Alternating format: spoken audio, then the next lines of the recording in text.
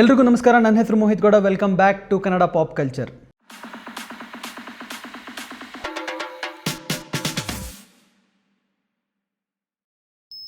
ಒಂದು ಫಿಲಮಲ್ಲಿ hero heroine villain ಎಷ್ಟು ಮುಖ್ಯ ಆಗ್ತಾರೋ ಅಷ್ಟೇ ಮುಖ್ಯ ಆಗ್ತಾರೆ ಪೋಷಕ ನಟರು, ಸಪೋರ್ಟಿಂಗ್ ಆರ್ಟಿಸ್ಟ್. ಇವರು ತಂದೆಯಾಗಿ, ತಾಯಿಯಾಗಿ, ಫ್ರೆಂಡ್ ಆಗಿ ಕತೆಗೆ ಜೀವ ತುಂಬ್ತಾರೆ. ಇವತ್ತು ನಮ್ಮ ಜೊತೆ ಎಕ್ಕ ಮೂವಿಯಲ್ಲಿ ಯುವರಾಜ್ ಕುಮಾರ್ ಅವರ ಫ್ರೆಂಡ್ ಕ್ಯಾರೆಕ್ಟರ್ಗಳನ್ನ ಪ್ಲೇ ಮಾಡಿರೋ 3 ಅದ್ಭುತ ಕಲಾವಿದರು ನಮ್ಮ ಜೊತೆ ಇದ್ದಾರೆ. ಮೊದಲನೇದಾಗಿ ಸಿದ್ಧಾರ್ಥ್ ಅವರು, ಇವರು ರಂಗೀಲಾ ಅಂತ ಕ್ಯಾರೆಕ್ಟರ್ನ ಪ್ಲೇ ಮಾಡಿದ್ದಾರೆ. ಎರಡನೇದಾಗಿ ಪ್ರತಾಪ್ ಅವರು 90 ಅನ್ನೋ ಕ್ಯಾರೆಕ್ಟರ್ನ ಪ್ಲೇ ಮಾಡಿದ್ದಾರೆ.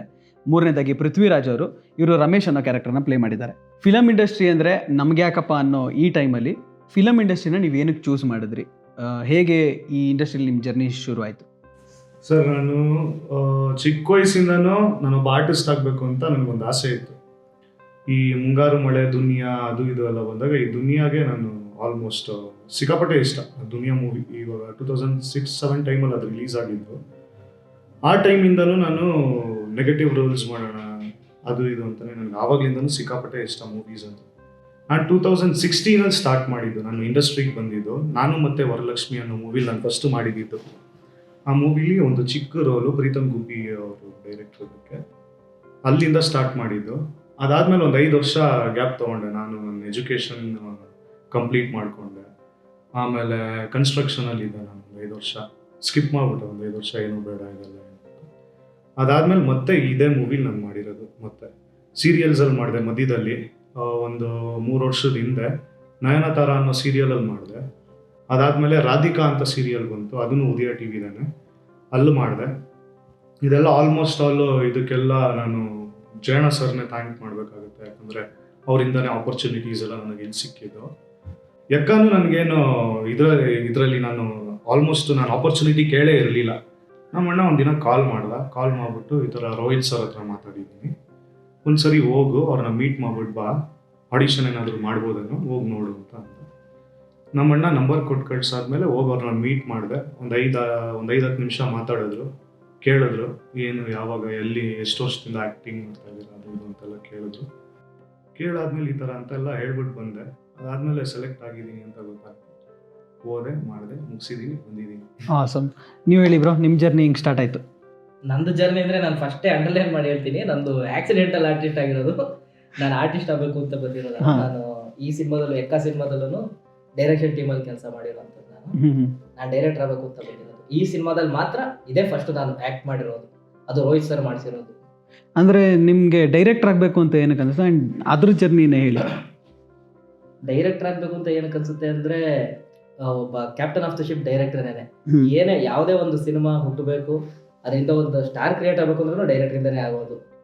ಸೊ ಅವರೇ ಕಿಂಗ್ ಮೇಕರ್. ಸೊ ಆ ಒಂದು ಇನ್ಸ್ಪಿರೇಷನಲ್ಲಿ ಡೈರೆಕ್ಟರ್ ಆಗಬೇಕು ಅಂತ ಬಂದಿರೋದು. ಸುಮಾರು ಸಿನಿಮಾಗಳು ಮಾಡಿದ್ದೀನಿ. ಈಗ ರೋಹಿತ್ ಸರ್ ಜೊತೆ ಉತ್ತರಾಖಂಡನೂ ಮಾಡ್ತಾ ಇದ್ದೆ, ಈಗ ಎಕ್ಕ ಮಾಡಿದ್ದೀನಿ. ಇದರಲ್ಲಿ ನಾನು ಆಕ್ಸಿಡೆಂಟಲ್ ಆರ್ಟಿಸ್ಟ್ ಅಂತ ಏನಕ್ಕೆ ಕೇಳಿದೆ ಅಂತ ಅಂದರೆ, ಇವರಿಬ್ರು ಮೈನ್ ಫ್ರೆಂಡ್ಸು. ನಮ್ಮದು ಆ್ಯಕ್ಚುಲಿ ವಿಲೇಜ್ ಫ್ರೆಂಡ್ 3 ಆ ಥರನೇ ಇದ್ದಿದ್ದು. ಕ್ಯಾರೆಕ್ಟರ್ ನೇಮ್ ಕೂಡ ಇಟ್ಟಿರಲಿಲ್ಲ ಇನ್ನೂ. ಎಲ್ಲವೂ ನಮ್ಮ ಡೈರೆಕ್ಷನ್ ಟೀಮ್ ಅವರು ಮತ್ತು ನಮ್ಮ ರೋಹಿತ್ ಸರ್ನೇ ಪುಷ್ ಮಾಡಿ ಮಾಡಿಸಿದ್ದು. ಈ ಕ್ಯಾರೆಕ್ಟರ್ ನಾವು ನೀನೇ ಮಾಡು ಅಂತ ಅಂದ್ಬಿಟ್ಟು ಒಂದು 90 ನಾರಾಯಣ ಅಂತ ಅದಕ್ಕೊಂದು ಕ್ಯಾರೆಕ್ಟರ್ ನೇಮ್ ಇಟ್ಬಿಟ್ಟು ನನ್ನ ಕೈಲೇ ಮಾಡಿಸಿದ್ದು. ನೀವು ಹೇಳಿ ಬ್ರೋ, ನಿಮ್ಮ ಜರ್ನಿ ಹೇಳಿ ಬ್ರೋ. ಚಿಕ್ಕ ವಯಸ್ಸಿಂದ ಶಿವಣ್ಣ ಫಿಲಮ್ಸ್ ನೋಡಿಕೊಂಡು ಶಿವಣ್ಣನ ಜೊತೆ ಆ್ಯಕ್ಟ್ ಮಾಡಬೇಕು ಅನ್ನೋದೊಂದು ಆಸೆ ಇತ್ತು. ಚಿಕ್ಕ ವಯಸ್ಸಿಂದ ಇತ್ತು ಆ್ಯಕ್ಚುಲಿ. ಅದು ಡೈಹಾರ್ಡ್ ಫ್ಯಾನ್ ಶಿವಣ್ಣಗೆ. ಹೀಗೆ ಇರಬೇಕಾದ್ರೆ 2017 ಸ್ಮೈಲ್ ಗುರು ರಕ್ಷಿತ್ ಅನ್ನೋರು ಪರಿಚಯ ಆಗಿ ಅಲೆಮಾರಿ ಸಂತೋಣನ ಪರಿಚಯ ಮಾಡಿಸಿದ್ರು. ಆವಾಗ ಕಾಲೇಜ್ ಕುಮಾರ ಶೂಟಿಂಗ್ ಆಯಿತು, ಸ್ಟಾರ್ಟ್ ಆಗಿತ್ತು. ಆವಾಗ ಅಲ್ಲಿ ಒಂದು ಕ್ಯಾರೆಕ್ಟರ್ ಕೊಟ್ಟರು ಸಂತೋಣ. ಅಲ್ಲಿಂದ ಜರ್ನಿ ಸ್ಟಾರ್ಟ್ ಆಯಿತು 2017. ಹಾಗೆ ಮಾಡ್ತಾ ಸಣ್ಣ ಪುಟ್ಟ ಫಿಲಮ್ಸ್, ಸಣ್ಣ ಪುಟ್ಟ ಕ್ಯಾರೆಕ್ಟರ್ ಮಾಡ್ಕೊ ಬಂದೆ. 2021 KRG ಬಂದೆ. KRG ಬಂದಾದಮೇಲೆ ಕಾರ್ತಿಕ್ ಸರ್ ಹೋಗಿ ಸರು ಆ್ಯಕ್ಟಿಂಗ್ ಜೊತೆ ಪ್ರೊಡಕ್ಷನ್ನು ನೋಡ್ಕೋ, ಕೆಲಸ ಕಲ್ತಾಗುತ್ತೆ ಅಂತ ಹೊಯ್ಸಳ ಮತ್ತು ಉತ್ತರಾಖಂಡಲ್ಲಿ ಲೈನ್ ಪ್ರೊಡ್ಯೂಸರ್ ಆಗಿ ವರ್ಕ್ ಮಾಡೋಕ್ಕೆ ಆಪರ್ಚುನಿಟಿ ಕೊಟ್ಟರು. ಹಾಗೆ ಲೈನ್ ಪ್ರೊಡ್ಯೂಸರಾಗಿ ವರ್ಕು ಮಾಡಿದೆ, ಕೆಲಸನೂ ಕಲ್ತ್ಕೊಂಡೆ. ಅದ್ರ ಜೊತೆಗೆ ಉತ್ತರಾಖಂಡಲ್ಲಿ ನಾನು ಹೇಳಿದ್ನಲ್ಲ ಶಿವಣ್ಣ ಜೊತೆ ಆ್ಯಕ್ಟ್ ಮಾಡಬೇಕು ಅಂತ, ಆ ಆಸೆನೂ ಈಡೇರಿಸಿದ್ರು. ಕಾರಣಗಳಿಂದ ಶೂಟಿಂಗ್ ಅದೇ ಶಿವಣ್ಣನ ಹೆಲ್ತ್ ಇಶ್ಯೂಸಿಂದ ಸದ್ಯಕ್ಕೆ ಹೋಲ್ಡ್ ಆಗಿದೆ. ಮತ್ತು ಈಗ ಹೇಳಿದ್ದಾರೆ ಪ್ರೆಸ್ ಮೀಟಲ್ಲೆಲ್ಲ ರೆಸ್ಯೂಮ್ ಆಗುತ್ತೆ ಆದಷ್ಟು ಬೇಗ ಅಂತ, ಅದಕ್ಕೆ ವೆಯ್ಟ್ ಮಾಡ್ತಿದ್ದೀವಿ. ಸೊ ಅದರಿಂದ ಆಗಿ ಕಾರ್ತಿಕ್ ಸರ್ ಯೋಗಿ ಸರ್ ಹೇಗೆ ಅದ್ರ ಜೊತೆ ಅವ್ರ ಜೊತೆ ರೋಹಿತ್ ಸರ್ ಸೇರಿಕೊಂಡ್ರು. ನಾನು ಉತ್ತರಾಖಂಡಾಗ ಅವ್ರ ಜೊತೆ ಓಡಾಡ್ತಾ ಅವ್ರ ಜೊತೆ ನಮ್ಮದೊಂದು ಬಾಂಡಿಂಗ್ ಬಿಲ್ಡ್ ಆಗಿ ರೋಹಿತ್ ಸರ್ ನನ್ನ ಟ್ಯಾಲೆಂಟ್ನ ನೋಡಿ ಎಕ್ಕಾದಲ್ಲಿ ಒಂದು ರಂಗೀಲಾ ಅಂತ ಒಂದು ಕ್ಯಾರೆಕ್ಟರ್ನ ಕೊಟ್ಟರು. ಕ್ವಾಟ್ಲೆ ಆಗಿದೆ, ಜನಕ್ಕೆ ಇಷ್ಟ ಆಗುತ್ತೆ ಅಂತ ಖಂಡಿತ ಅಂದ್ಕೊಂಡಿದ್ದೀನಿ. ಯಕ್ಕ ಫಿಲಮ್ ಬಗ್ಗೆ ಹೇಳಿ. ನಿಮ್ಮ ಕ್ಯಾರೆಕ್ಟರ್ ಏನು, ಅದು ಇಂಪಾರ್ಟೆನ್ಸ್ ಏನು ನಿಮ್ಮ ಕ್ಯಾರೆಕ್ಟರ್ದು, ಅದ್ರ ಬಗ್ಗೆ ಒಂಚೂರು ಎಕ್ಸ್ಪ್ಲೈನ್ ಮಾಡಿ. ನನ್ನ ಕ್ಯಾರೆಕ್ಟರ್ ಹೆಸರು ರಮೇಶ್ ಅಂತ. ಎಕ್ಕ ಮೂವಿಲಿ ನಾನು ಸಿಕ್ಕಾಪಟ್ಟೆ ಕ್ಲೋಸು ಹೀರೋಗೆ. ಅಂದ್ರೆ ಅವನು ಉದ್ಧಾರ ಆಗಕ್ಕೆಲ್ಲ ನಾನೇ ಕಾರಣ, ಲೈಫ್ ಉದ್ಧಾರ ಆಗಕ್ಕೂ ನಾನೇ ಕಾರಣ. ಅಂದ್ರೆ ಅಷ್ಟು ಕ್ಲೋಸ್ ಫ್ರೆಂಡ್. ಇವರಿಬ್ರು ಏನು ಲೆಕ್ಕಕ್ಕೂ ಇಲ್ವೇನೋ,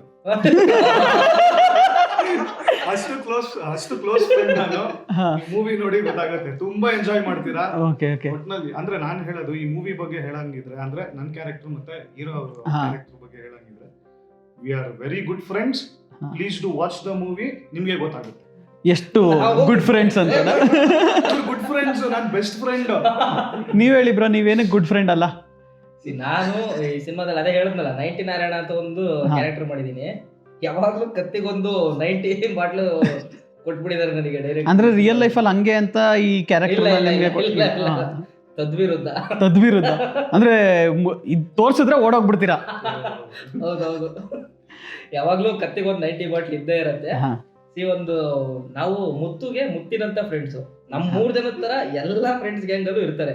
ಇವನ್ ತರ ಒಬ್ಬ ಕೊರ್ಮನ್ ತರ ಒಬ್ಬ ಫ್ರೆಂಡ್ ಇದ್ದೇ ಇರ್ತಾನೆ, ನಂತರ ಒಬ್ಬ ಪಿವೋಟ್ ಫ್ರೆಂಡ್ ಇದ್ದೇ ಇರ್ತಾನೆ, ಎಣ್ಣೆ ಹೊಡೆಯೋನೆ ಯಾವಾಗ್ಲೂ. ಇನ್ನೊಬ್ಬ ಇವನು ರಂಗೀಲಾ ಅಂತ, ಯಾವಾಗ್ಲೂ ವಿಭೂತಿ ಕಟ್ ಹಾಕಿರ್ತಾನೆ, ತುಂಬಾ ಒಬ್ಬ ಇನ್ನೋಸೆಂಟ್ ಫ್ರೆಂಡ್. ಸೊ ಎಲ್ಲಾ ಫ್ರೆಂಡ್ಸ್ ಗ್ಯಾಂಗ್ ಅಲ್ಲೂ ನಮ್ ತರ ಫ್ರೆಂಡ್ಸ್ ಇದ್ದೇ ಇರ್ತಾರೆ. ಹಂಗೆ ಬ್ರೋ, ನೀವ್ ಹೇಳಿ ಬ್ರೋ, ನೀವು ರೋಹಿತ್ ಪದಕಿ ಅವ್ರಿಗೆ ರಂಗ ಕಾಣಿಸಿದ್ರಿ ಅಂತ ನಿಮ್ನ ರಂಗೀಲಾ ಕ್ಯಾರೆಕ್ಟರ್ ಕೊಟ್ರ? ಏನ್ ನಿಮ್ ಕ್ಯಾರೆಕ್ಟರ್? ಆಕ್ಚುಲಿ ಶೂಟಿಂಗ್ ಸ್ಟಾರ್ಟ್ ಆಗೋಕ್ಕೂ ಮುಂಚೆ ಉತ್ತರಾಖಂಡ ಟೈಮಲ್ಲಿ ನಾನು ಕಾಸ್ಟ್ಯೂಮ್ಸು ಪೈಜಾಮಗಳು ಹಾಕಿ ಓಡಾಡ್ತಿದ್ದೆ. ಒಂಥರ ಜಾತ್ರೆ ತರ ಇರ್ತಿತ್ತು. ಆ ಪೈಜಾಮ ನೋಡಿ ರೋಹಿತ್ ಸರ್ ಶೂಟಿಂಗ್ ಸೆಟ್ ಅಲ್ಲಿ ಪ್ಯಾಂಟ್ ಜೀನ್ಸ್ ಹಾಕೊಂಡ್ ಬಂದಿದ್ದೆ, ಶರ್ಟ್ ಫ್ಲೋರಲ್ ಪ್ರಿಂಟೆಡ್ ಇತ್ತು. ರೋಹಿತ್ ಸರ್ ಬೇಡ ನಿನ್ ಪ್ಯಾಂಟ್ ಹಾಕೊಂಡ್ ಬಾ ಅಂದ್ರು. ಹೋಗಿ ನಂದು ಏನಿತ್ತು ನನ್ನ ಪ್ಯಾಂಟ್ ಹಾಕೊಂಡ್ ಬಂದಾಗ ಇವಾಗ ಹೆಸರಿಗೆ ತಕ್ಕಂತೆ ಕಾಣಿಸಿದ್ಯಾ ಅಂದ್ಬಿಟ್ಟು ಅದನ್ನೇ ಕ್ಯಾರಿ ಮಾಡಿಸಿದ್ರು. ರಂಗೀಲಾ ಅಂತ ಹೇಳಿದಂಗೆ ನೋಡಿದ ತಕ್ಷಣ ಗೊತ್ತಾಗ್ಬಿಡುತ್ತೆ ಯಾರಿಗೂ ರಂಗರಂಗ. ಐ ಮೀನ್ ರಂಗರಂಗ ಮೀನ್ಸ್ ಅದೇ ಚಪ್ರಿ ಗಿಪ್ರಿ ಅಂತೆಲ್ಲ ಕೈಂಡ್ ಆಫ್ ಆ ಥರ ಅನ್ಸ್ಬೋದು, ಬಟ್ ಚಪ್ರಿ ಅಲ್ಲ. ರಂಗೀಲಾ ಒಬ್ಬ ಮುಗ್ಧ ಫ್ರೆಂಡ್, ಹೇಳಿದಾಗೆ ಇನ್ನೋಸೆನ್ಸ್. ನಿಮ್ ಕ್ಯಾರೆಕ್ಟರ್ ಎಷ್ಟು ಇಂಪಾರ್ಟೆಂಟ್ ಆಗುತ್ತೆ ಮೂವಿಲಿ? ರಂಗೀಲಾ ಕ್ಯಾರೆಕ್ಟರ್ ಎಷ್ಟು ಇಂಪಾರ್ಟೆಂಟ್ ಆಗುತ್ತೆ ಅಂದ್ರೆ, ಈಗ ಒಂದು ಫ್ರೆಂಡ್ ಸರ್ಕಲ್ ಅಲ್ಲಿ ಹೇಗೆ ಹೇಳಿದಾಗೆ ಒಬ್ಬ ಪಿಯೋಟೋ, ಒಬ್ಬ ಇನ್ನೊಬ್ಬ ಫ್ರೆಂಡು, ಮತ್ತೊಬ್ಬ ಫ್ರೆಂಡು ಹೇಗಿರ್ತಾರೋ ಅದೇ ತರ ಒಬ್ಬ ಇನ್ನೋಸೆಂಟ್ ಅಂತ ಒಬ್ಬ ಇದ್ದೇ ಇರ್ತಾನೆ. ಆ ಇನ್ನೋಸೆಂಟೇ ರಂಗೀಲಾ. ಮುತ್ತುಗೆ ಈ ಕಡೆ ಇವರಿಬ್ರು ಎಣ್ಣೆ ಹೊಡೆಯೋ ಕಂಪ್ನಿ ಕೊಡದೇ ಇದ್ದಾಗ ರಂಗೀಲಾನೇ ಇರ್ತಿದ್ದ, ಕಾರ್ಡ್ಸ್ ಆಡೋಕೆ ಕಂಪ್ನಿ ಕೊಡದೇ ಇದ್ದಾಗಲೂ ರಂಗೀಲಾ ಜೊತೆ ಇರ್ತಿದ್ದ. ಹೋಗ್ತಾ ಸಿನಿಮಾದಲ್ಲಿ ನೋಡಿದ್ರೆ ನಿಮಗೆ ಗೊತ್ತಾಗುತ್ತೆ ಇನ್ನೆಲ್ಲೆಲ್ಲಿ ರಂಗೀಲಾ ಮುತ್ತು ಜೊತೆ ಕಂಪ್ನಿ ಕೊಡ್ತಿದ್ದ. ಆಮೇಲೆ ಮುತ್ತು ರಂಗೀಲಾನ ಹೇಗೆ ಬ್ಯಾಕಪ್ ಮಾಡ್ದ, ಒಬ್ಬ ಮುಗ್ಧ ಹುಡುಗನ ಕನಸನ್ನ ಈಡೇರಿಸೋಕೆ ಏನೇನೆಲ್ಲ ಮಾಡ್ತಾನೆ ಅಂತ ಸಿನಿಮಾದಲ್ಲಿ ನೋಡಿದ್ರೆ ನಿಮ್ಗೆ ಗೊತ್ತಾಗುತ್ತೆ. ಮತ್ತೆ ಹೇಳಿ, ಯುವರಾಜ್ ಕುಮಾರ್ ಅವ್ರ ಜೊತೆ ಆಕ್ಟ್ ಮಾಡಿದ್ದ ಎಕ್ಸ್ಪೀರಿಯನ್ಸ್ ಹೇಗಿತ್ತು? ಅದ್ರ ಬಗ್ಗೆ ಒಂಚೂರು ಹಂಚ್ಕೊಳ್ಳಿ. ತುಂಬಾ ಚೆನ್ನಾಗಿತ್ತು ಸರ್. ಯಾಕಂದ್ರೆ ಈ ಮೂವಿಲಿ ಆಲ್ಮೋಸ್ಟ್ ಎಲ್ಲ ಒಳ್ಳೊಳ್ಳೆ ಆರ್ಟಿಸ್ಟ್ಗಳಿದ್ದಾರೆ. ವಿ ಆರ್ ಆಕ್ಚುಲಿ ಬ್ಲೆಸ್ಡ್ ಅಂತ ಹೇಳಕ್ ಇಷ್ಟಪಡ್ತೀನಿ. ಯಾಕಂದ್ರೆ ತುಂಬಾ ದೊಡ್ಡ ಆರ್ಟಿಸ್ಟ್ಗಳ ಜೊತೆ ಕೆಲಸ ಮಾಡುವಂತ ಆಪರ್ಚುನಿಟಿ ಸಿಕ್ತು. ನಾನು ಪ್ರೇಮಕ್ಕೆ ಥ್ಯಾಂಕ್ಸ್ ಹೇಳ್ಬೇಕು, ಮತ್ತೆ ಜಯಣ್ಣ ಸರ್ಗೂ ಥ್ಯಾಂಕ್ಸ್ ಹೇಳ್ಬೇಕು, ಮತ್ತೆ KRG ಅವ್ರಿಗೆ, ಮತ್ತೆ PRK ಅವ್ರಿಗೂ, ಕಾರ್ತಿಕ್ ಎಲ್ಲರಿಗೂ ಥ್ಯಾಂಕ್ಸ್ ಹೇಳ್ಬೇಕು. ಒಳ್ಳೆ ಎಕ್ಸ್ಪೀರಿಯನ್ಸ್. ನೀವು ಹೇಳಿ ಬ್ರೋ, ನಿಮ್ಗೆ ಹೆಂಗಿತ್ತು ಯುವರಾಜ್ ಕುಮಾರ್ ಅವ್ರ ಜೊತೆ ಕೆಲಸ ಮಾಡೋ ಎಕ್ಸ್ಪೀರಿಯನ್ಸ್? ನಾನು ಅದೇ ಅವ್ರ ಜೊತೆ ಫ್ರೆಂಡ್ ಆಗಿ ಕ್ಯಾರೆಕ್ಟರ್ ಮಾಡಿರೋದಲ್ವಾ. ಸೊ ಇದರಲ್ಲಿ ನಮ್ಮ ಪೋರ್ಷನ್ ಶೂಟ್ ಆಗೋಕ್ಕೂ ಮುಂಚೆ ನಾನು ಆಲ್ರೆಡಿ ಅವರಿಗೆ ಫ್ರೆಂಡ್ ಆಗ್ಬಿಟ್ಟಿದ್ದೆ. ನಾನು ಇವಾಗ ಹೇಳಿದ್ನಲ್ಲ ಮುಂಚೆ, ನಾನು ಡೈರೆಕ್ಷನ್ ಟೀಮಲ್ಲಿ ಕೆಲಸ ಮಾಡಿರೋದು ಈ ಸಿನಿಮಾದಲ್ಲಿ ಅಂತ ಅಂದ್ಬಿಟ್ಟು. ಆಲ್ರೆಡಿ ಒಂದು ಸ್ಕೆಡ್ಯೂಲ್ ಶೂಟಿಂಗ್ ಮಾಡಿದ್ವಿ. ಅಲ್ಲೇ ಒಂದು ಒಳ್ಳೆ ರ್ಯಾಪೋ ಸೆಟ್ ಆಗಿತ್ತು ನನಗೆ, ಯುವ ಸರ್ಗೆ. ಸೊ ಅದೇ ಒಂದು ಫ್ರೆಂಡ್ಶಿಪ್ ನಮಗೆ ಸ್ಕ್ರೀನ್ ಮೇಲೂ ಕಾಣಿಸುತ್ತೆ. ನಾನು ಆ್ಯಕ್ಚುಲಿ ಥ್ಯಾಂಕ್ಸ್ ಹೇಳಲೇಬೇಕು, ಪ್ರೊಡಕ್ಷನ್ ಅವ್ರಿಗೂ ಹೇಳಬೇಕು, ಫಸ್ಟ್ ನಮ್ಮ ರೋಹಿತ್ ಸರ್ಗೆ ಮತ್ತು ನಮ್ಮ ಡೈರೆಕ್ಷನ್ ಟೀಮ್ ಅವ್ರಿಗೆ ಥ್ಯಾಂಕ್ಸ್ ಹೇಳಲೇಬೇಕು. ಯಾಕಂದರೆ ಅವರೇ ಮಾಡಿಸಿದ್ದು ಈ ಕ್ಯಾರೆಕ್ಟರ್ ನೀನೇ ಮಾಡು ಅಂತ. ಕಮ್ಮಿ ಬಂದ್ರೂ ಚೆನ್ನಾಗಿದೆ, ಎಲ್ಲರೂ ಎಂಜಾಯ್ ಮಾಡ್ತೀರಾ. ಕ್ವಾಟ್ಲೆ 90 ನಾರಾಯಣ ಒಬ್ಬ ಕ್ವಾಟ್ಲೆ ಕ್ಯಾರೆಕ್ಟರ್. ನೀವು ಹೇಳಿ ಬ್ರೋ, ನಿಮ್ಗೆ ಹೆಂಗಿತ್ತು ಎಕ್ಸ್ಪೀರಿಯನ್ಸ್? ದೊಡ್ಡ ಮನೆ ಅಂದರೆ ನಮಗೆ ಅವಾಗಲೇ ಹೇಳಿದಾಗ ಶಿವಣ್ಣ ಅವ್ರ ಜೊತೆ ಆ್ಯಕ್ಟ್ ಮಾಡಬೇಕು ಅನ್ನೋ ಆಸೆ ಎಲ್ಲ ಇತ್ತು. ಸೊ ದೊಡ್ಡ ಮನೆ ಯಾವಾಗಲೂ ನಮಗೆ ಒಂದು ಡ್ರೀಮೇ. ಈಗ ಡ್ರೀಮ್ ಕಮ್ ಟ್ರೂ ಆಗಿದೆ ಯಕ್ಕ ಚಿತ್ರದಿಂದ.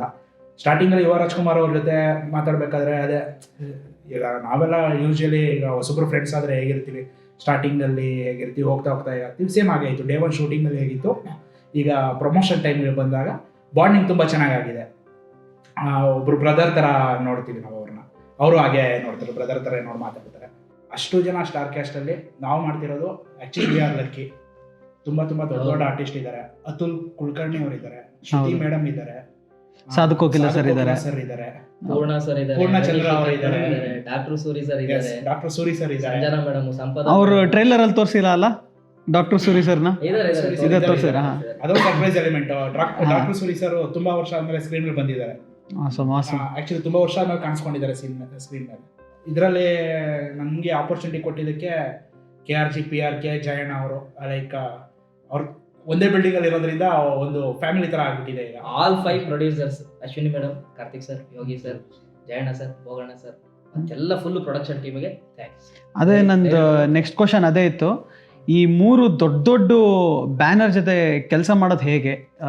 ಚೆನ್ನಾಗ್ ಅನ್ಸ್ತಾ? ಏನ್ ಅನ್ನಿಸ್ತು ನಿಮ್ಗೆ? ಒಂದು ಆಡ್ ಮಾಡ್ಬಿಡ್ತೀವಿ. ಯುವ ಸರ್ ಫ್ರೆಂಡ್ಶಿಪ್ ಬಗ್ಗೆ ಕೇಳಿದ್ದಕ್ಕೆ, ಯುವ ಸರ್ ಆನ್ ಸ್ಕ್ರೀನು ನಾವೇನ್ ಫ್ರೆಂಡ್ಸ್ ತರ ಕಾಣಿಸ್ತೀವಿ, ಆಫ್ ಸ್ಕ್ರೀನು ಅದಕ್ಕಿಂತ ಮೀರಿದ್ದ ಫ್ರೆಂಡ್ಶಿಪ್ ನ ತೋರಿಸ್ತಾರ ಅವರು.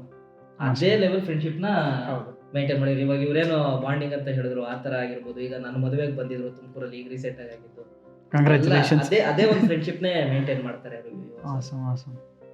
ಅದೇ ಹೇಳಿ, ಈ ಒಂದು 3 ದೊಡ್ಡ ಬ್ಯಾನರ್ಗಳು ಕನ್ನಡದಲ್ಲಿ, ದೊಡ್ಡ ಬ್ಯಾನರ್ ಅಂದ್ರೇ ಇವು 3 ಅನ್ನೋ ರೇಂಜ್ಗೆ ಇರೋ ಬ್ಯಾನರ್ಗಳು, ಆ ಬ್ಯಾನರಲ್ಲಿ ಕೆಲಸ ಮಾಡಿದ್ದು ಹೆಂಗಿತ್ತು? ಅವ್ರ ಟೀಮ್ ಜೊತೆ ಕೆಲಸ ಮಾಡಿದ್ದು ನಿಮಗೆ ಏನು ಅನ್ನಿಸ್ತು?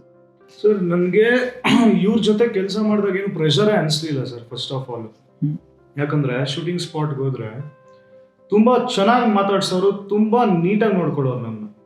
ಹೆಂಗೆ ಅಂತ ಅಂದ್ರೆ, ಏನೇ ಇವಾಗ ಒಂದು 2 ಟೇಕ್ 3 ಟೇಕ್ ಆದ್ರೂ ಗದರುತ್ತಾ ಇರಲಿಲ್ಲ ರೋಹಿತ್ ಸರ್.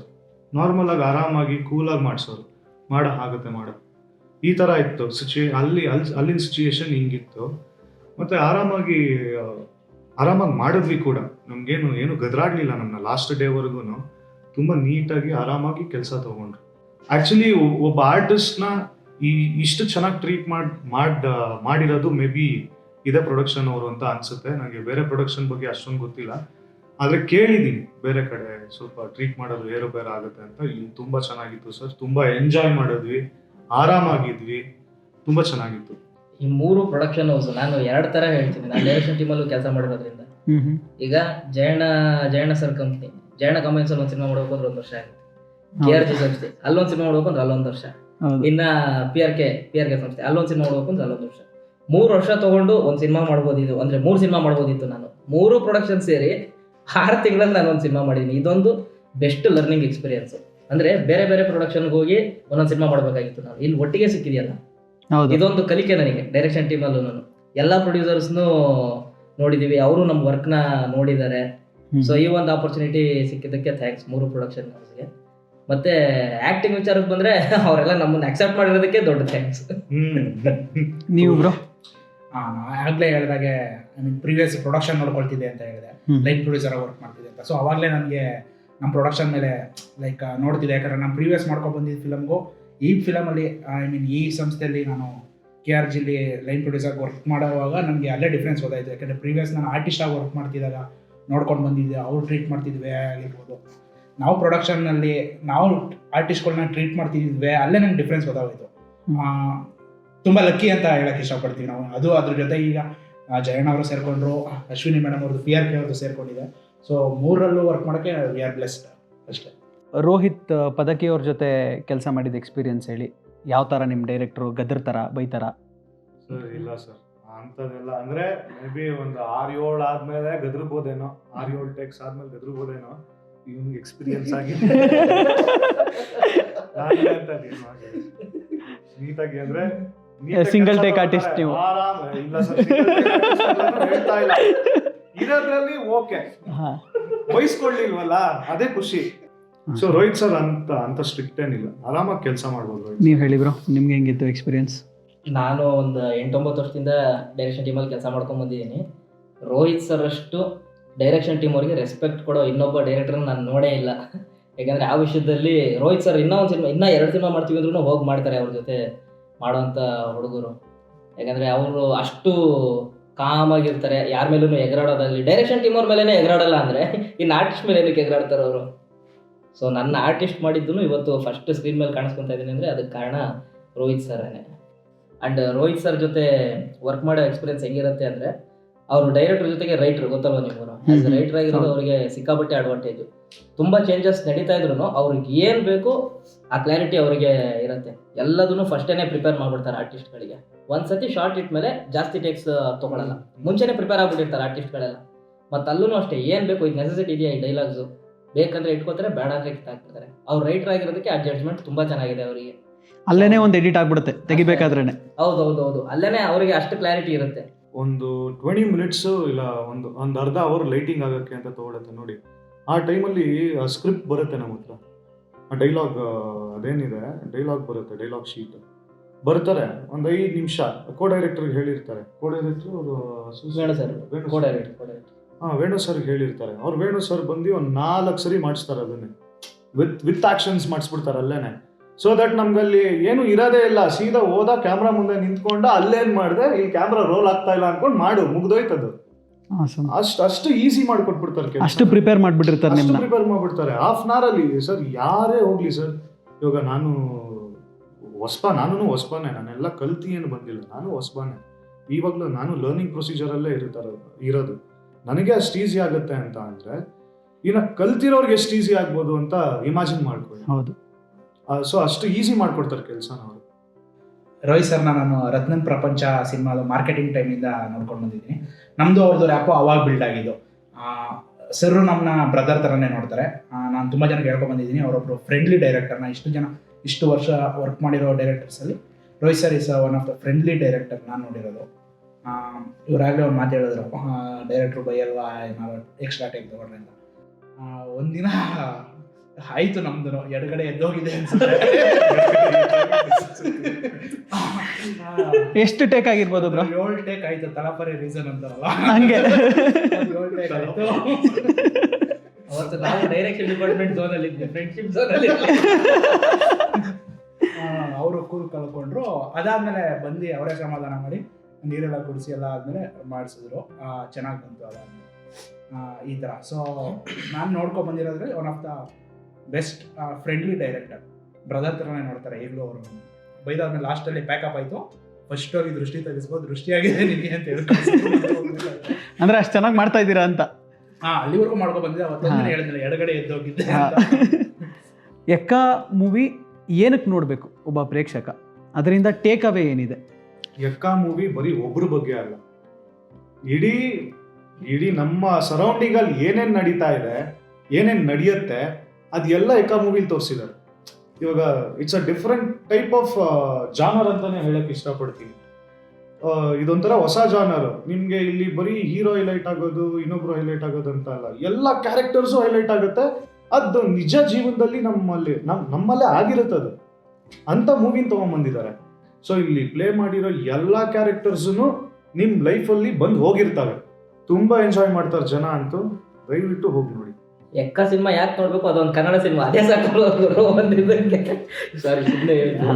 ಒಂದೊಳ್ಳೆ ಕನ್ನಡ ಸಿನಿಮಾ ಎಕ್ಕ ಸಿನಿಮಾ, ಒಂದೊಳ್ಳೆ ಎಂಟರ್ಟೈನ್ಮೆಂಟ್ ಸಿನಿಮಾ. ನಮ್ಮ ಡೈರೆಕ್ಟರ್ ಸರ್ ಸುಮಾರು ಕಡೆ ಹೇಳಿದ್ದಾರೆ, ಎಂಟರ್ಟೈನ್ಮೆಂಟ್ ಕಂಪ್ಲೀಟಾಗಿ ಏನು ನೋಡ್ತೀರಾ 2.5 ಗಂಟೆ ಸಿನಿಮಾ ತುಂಬ ಚೆನ್ನಾಗಿ ಬಂದಿದೆ. ನೋಡಿ, ಮೇಕರ್ಸ್ಗೂ ಅಷ್ಟೇ, ಮೇಕಿಂಗ್ ವೈಸೂ ತುಂಬ ಚೆನ್ನಾಗಿದೆ. ನಿಮಗೆ ಮ್ಯೂಸಿಕ್ ವೈಸ್ ಆಗಿರ್ಬೋದು, ನಿಮಗೆ ಸಿನಿಮಾಟೋಗ್ರಫಿ ವೈಸ್ ಆಗಿರ್ಬೋದು, ನಿಮಗೆ ಜಿಯೋಗ್ರಫಿ ವೈಸ್ ಆಗಿರ್ಬೋದು, ಲೊಕೇಶನ್ಸ್ ತುಂಬ ಕಾಣಿಸುತ್ತೆ ಸಿನಿಮಾ ನೋಡಿದ್ರೆ.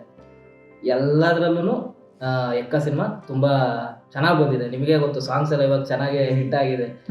ಬ್ಯಾಂಗಲ್ ಬಂಗಾರಿ ಆಗಿರ್ಬೋದು, ರೌಡಿ ಇಷ್ಟಪಟ್ಟರು, ಎಕ್ಕ ಮರ ಆಗಿರ್ಬೋದು, ಇನ್ನೂ ಒಂದು 3 ಹಾಡುಗಳಿದೆ. ಎಲ್ಲವೂ ಇಡೀ ಸಿನಿಮಾನೇ ಒಂದು ಪ್ಯಾಕೇಜ್, ಎಂಟರ್ಟೈನ್ಮೆಂಟ್ ಪ್ಯಾಕೇಜ್. ಏನಕ್ಕೆ ನೋಡಬೇಕು? ಈಗ ಒಂದು 6 ತಿಂಗಳಿಂದ ನೋಡಿ ಎಷ್ಟೋ ಸಿನಿಮಾಗಳು ಚೆನ್ನಾಗಿ ಬಂದಿಲ್ಲ ಅಂತ ಅಂತಾರೆ. ಎಲ್ಲ ಸಿನಿಮಾಗಳು ಕಂಟೆಂಟ್ ಇಟ್ಕೊಂಡೇ ಬರಕಲ್ಲ. ಒಂದು ಒಳ್ಳೆ, ಈಗ ಇದು ಕಮರ್ಷಿಯಲ್ ಸಿನಿಮಾ, ರೌಡಿಸಮ್ ಸಿನಿಮಾ ಥರ ಕಾಣಿಸಿದ್ರು ಒಳಗಡೆ ಹೋದ್ಮೇಲೆ ಬೇರೆ ಥರನೇ ಸಿಗುತ್ತೆ. ಒಂದು ಒಳ್ಳೆ ಫ್ರೆಂಡ್ಶಿಪ್ ಸಿಗುತ್ತೆ.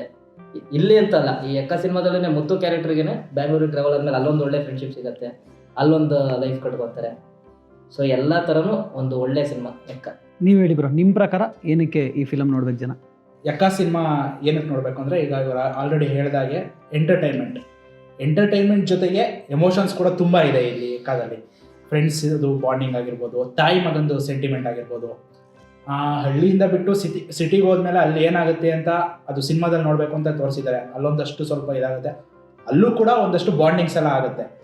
ಸೊ ಇದೆಲ್ಲ ನೋಡಿದಾಗ ಜನಕ್ಕೆ ಏನನ್ಸುತ್ತೆ ಅಂದರೆ, ಈ ವರ್ಷದಲ್ಲಿ ಈ ಎಕ್ಕ ಸಿನಿಮಾನ ನಾನು ಬಂದು ನೋಡಿ ಒಳ್ಳೆ ಕೆಲಸ ಮಾಡಿದೆ ಅಂತ ಎದ್ದೋಗ್ಬೇಕಾದ್ರೆ ಅವ್ರಿಗವರು ಮನಸ್ಸಿಗೆ ಸಮಾಧಾನ ಮಾಡಿಕೊಂಡು ಖುಷಿ ಪಡ್ಕೊಂಡು ಥಿಯೇಟ್ರಿಂದ with all the emotions with ಒಂದು ಗುಡ್ ಸ್ಮೈಲ್ ಆಚೆ ಹೋಗ್ತಾರೆ. ಎಕ್ಕ ಸಿನಿಮಾ ಈಗಾಗಲೇ ನಿಮ್ಮ ಹತ್ತಿರದ ಚಿತ್ರಮಂದಿರದಲ್ಲಿ ರಿಲೀಸ್ ಆಗಿದೆ.